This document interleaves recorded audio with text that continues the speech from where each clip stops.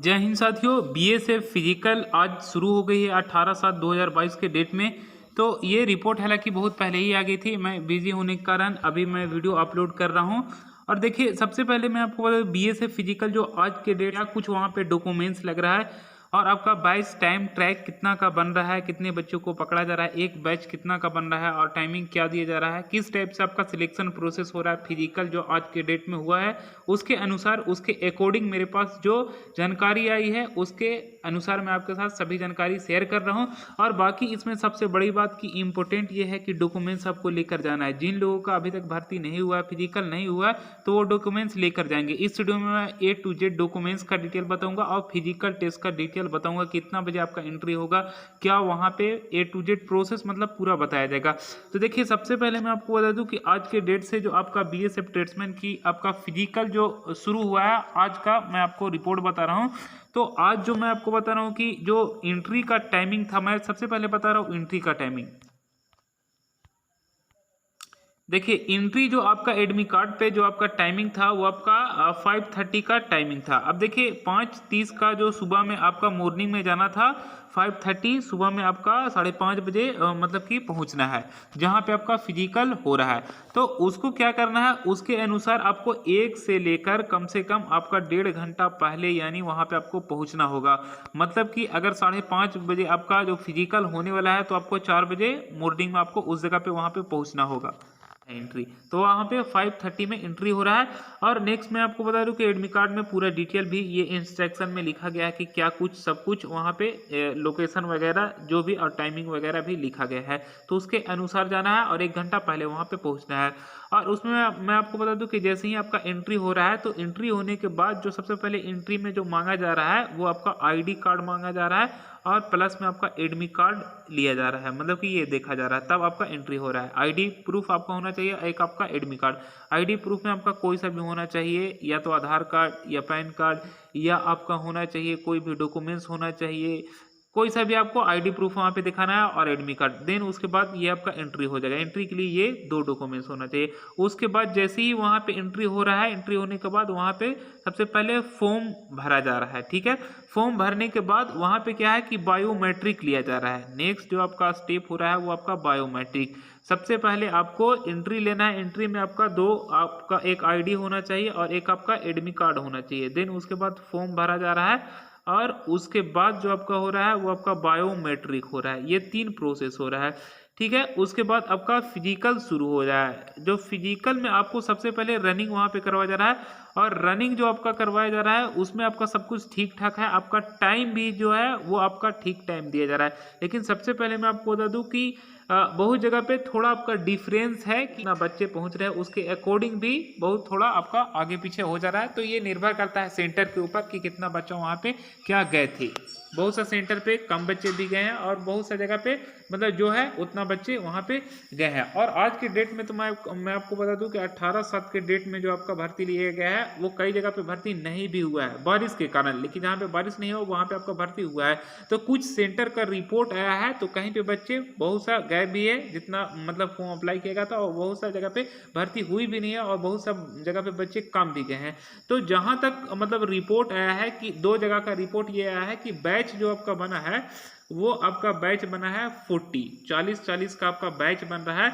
और उसमें से आपका जो टाइमिंग मिल रहा है वो आपका पूरा प्रॉपर टाइमिंग दिया जा रहा है। इसमें किसी भी तरह का कम टाइमिंग नहीं दिया जा रहा है। और 40 का बैच बन रहा है और इसमें से बच्चे को जो पकड़ा जा रहा है, जो पास हुए हैं 40 में से 30 बच्चे को ले लिया जा रहा है। मतलब कि पास वहाँ पे कर जा रहा है, क्योंकि ये कोई ऐसा नहीं कि इंडियन आर्मी का आपका रैली हो रहा है, तो इसमें जो तैयारी की होंगे थोड़ा भी, तो वो पास कर जा रहे हैं। बाकी वहाँ पे आपका रोड रनिंग करवाया जा रहा है। और एक जगह के और भी मैं आपको रिपोर्ट बता रहा हूँ, क्योंकि अलग अलग सेंटर का अलग थोड़ा सा यहाँ पे हो रहा है। तो लेकिन बैच जहाँ तक रिपोर्ट आया है वो सभी जगह का बैच आपका सेम बन रहा है। 40 का आपका बैच बन रहा है। लेकिन मैं पहले बताया कि एक 40 में से 30 का मतलब 40 का बैच बना, 30 बच्चे उसमें पास किए। लेकिन दूसरा मैं आपको बता रहा हूँ दिल्ली में जो दिल्ली का रिपोर्ट आया, जो दिल्ली में न्यू दिल्ली में जो भर्ती चला, उसके अकॉर्डिंग मैं आपको बता रहा हूँ कि वहाँ पे 4 बैच बना था। ठीक है, आज की डेट में। और चारों जो हर एक बैच बन रहा था वो 40-40 का बैच बन रहा था।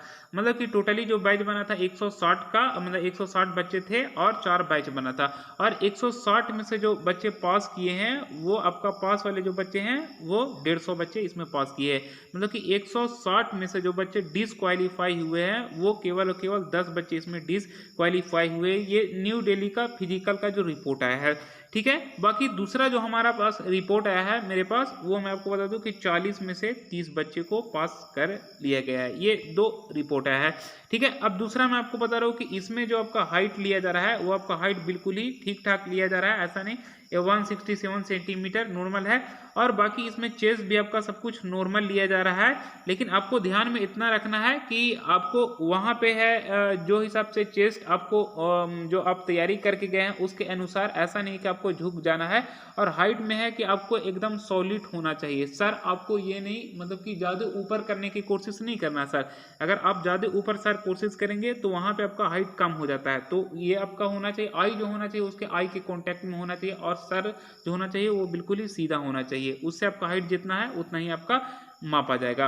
दूसरा आपका चेस्ट भी इसमें नॉर्मल लिया जा रहा है। और इसमें मैं आपको बता दूं कि इसमें क्या कुछ डॉक्यूमेंट्स लग रहा है। यहाँ तक तो मैं आपको पूरा डिटेल बताया कि किस टाइप से वहाँ पे भर्ती लिया जा रहा है। अब मैं आपको बता रहा हूँ डॉक्यूमेंट्स, क्योंकि डॉक्यूमेंट्स सभी बच्चे देखेंगे और जिनका फिजिकल नहीं हुआ है वो डॉक्यूमेंट्स लेकर जाएंगे। तो क्या डॉक्यूमेंट्स लेकर जाना है चलिए देखते हैं।